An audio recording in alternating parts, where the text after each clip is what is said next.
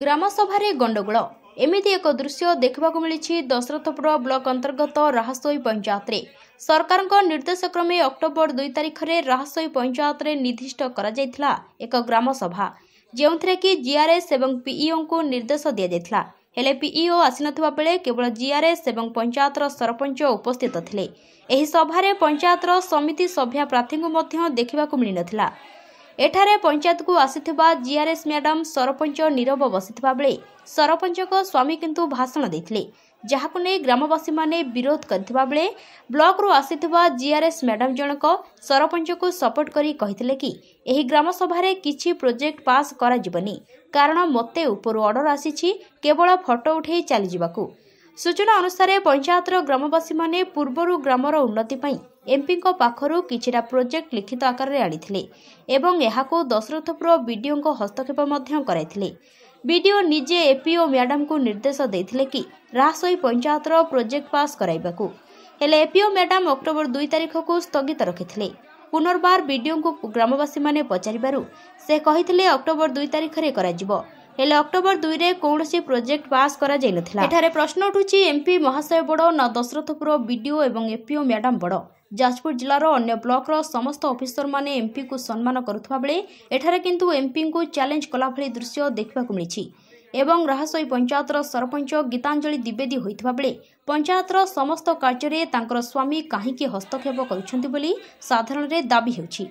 अनुष्ठित ग्रामसभा रे बीडीओ एवं एपीओ को सहमति रे सरपंच को स्वामी सभा कक्ष रे गंडगोल करबा सह ग्रामवासी को मरणात्मक आक्रमण करिसंति, जहाकु नै ग्रामवासी माने आम प्रतिनिधि को जणाइथिले। आम प्रतिनिधि एही सब दृश्यर भिजुआल व्हाट्सएप माध्यम रे पीडी को निकट को पठाइछंती। एठारे देखिबाको बाकी रहिला एहार विरुद्ध रे पीडी किछि कार्यानुष्ठान ग्रहण करुछंती ना बीडीओ एपीओ एवं सरपंच को दोष घोड़ाइबाकू चाहि चुप रहुछंती। जाजपुर जिलारू अशोक कुमार पतिंक रिपोर्ट, जयदेव न्यूज।